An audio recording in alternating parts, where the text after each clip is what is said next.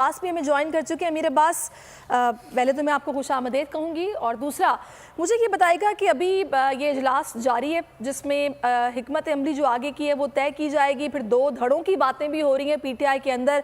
कुछ रहनुमा ये चाहते हैं कि फौरी तौर पर लॉन्ग मार्च को रिज्यूम किया जाए, जबकि कुछ का कहना है कि कुछ वक्त लिया जाए, इमरान खान पहले बेहतर हो जाएं।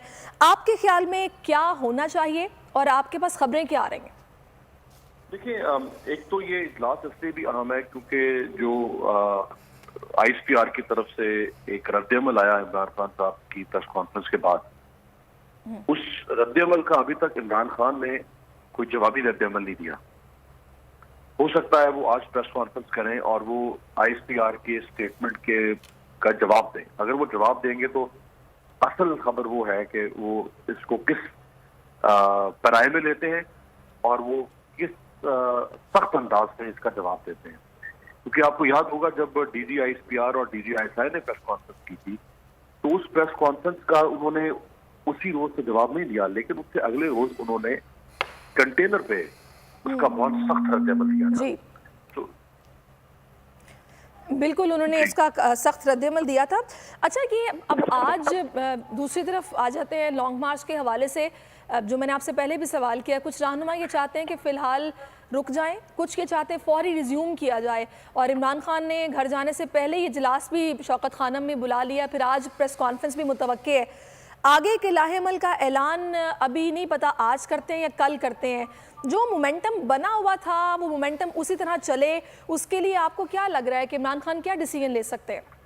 देखिए, मोमेंटम तो मेरा नहीं ख्याल कि वो टूट सकता है। आप देखिए ना, आखिरी लॉन्ग मार्च जो 25 मई को हुआ था, 25 मई के बाद अगला लॉन्ग मार्च होता है 28 अक्टूबर को, तकरीबन साढ़े चार माह के बाद। लेकिन मोमेंटम आपने देखा कि वो वापस रिज्यूम हुआ। तो इमरान खान की एक अपनी कशिश है उनके फॉलोअर्स में, और वो जब भी निकलते हैं वो लोगों को निकाल सकते हैं। आप यहाँ तक देखें कि जो उन्होंने 30 अक्टूबर को कुरम डिस्ट्रिक्ट में इलेक्शन जीता NA-45 का, उस इलेक्शन में इमरान खान कैंडिडेट थे, लेकिन ये पाकिस्तान का वाहिद इलेक्शन है जिसमें कैंडिडेट ने एक दफा भी अपने हल्के में जाकर विजिट किया, एक जलसा नहीं किया, कोई रैली नहीं निकाली, कोई कॉर्नर मीटिंग नहीं की, और उसके बावजूद वो इलेक्शन 8000 की लीड से जीत जाते हैं। सो उनका मोमेंटम का सारा कोई इशू नहीं है। वो आज निकले, वो आज से 10 दिन के बाद निकले, वो 1 महीने के बाद निकले, वो जब भी निकलेंगे वो लोगों को क्राउड। लेकिन अमीर अब्बास, मुझे ये लगता है कि वो लोग जो कि इमरान खान को पसंद करते हैं या फिर उनके हक में, उनकी हिमायत में और बाहर भी निकले हैं, do you think is it safe for him कि वो फिर से इसी तरह मजमे में निकलें, अवाम में निकलें, लॉन्ग मार्च को रिज्यूम किया जाए? जितना बड़ा ये वाक़या पेश आए छोटी बात नहीं है, और उसके बाद जो सूरत हाल है, मुकदमा अभी तक दर्ज नहीं हो पा रहा, मुख्तलिफ किरदार सामने आ रहे हैं, फिर इसको एक बाकायदा कंट्रोवर्सी क्रिएट हो गई है कि एक साजिश कहा जा रहा है जिसका कुछ पता नहीं चल रहा है। ऐसी सूरत हाल में इमरान खान का फिर से निकलना। देखिए, इससे पहले मैं आपको याद दिलवाऊं कि जो आप खतरे की तरफ इशारा कर रही है, इससे पहले फैसल वाडा ने एक प्रेस कॉन्फ्रेंस की थी। फैसल वाडा ने उस प्रेस कॉन्फ्रेंस में डराया था लोगों को कि इस लॉन्ग मार्च में शिरकत मत कीजिएगा, ये खूनी मार्च होगा। लेकिन आपने देखा कि लाहौर से लेकर गुजरांवाला तक 7 दिन इमरान खान सड़कों पर रहे, और 7 दिन, हर दिन पिछले दिन से ज्यादा भरपूर दिन था। लोग फैसल वाडा की बात से नहीं डरे।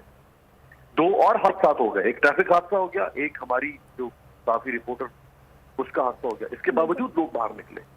सो मैंने हाँ, एक जरूर बाजुकात एक ऐसा वाकया हो जाए जो दहशतगर्दी की नौजत का है।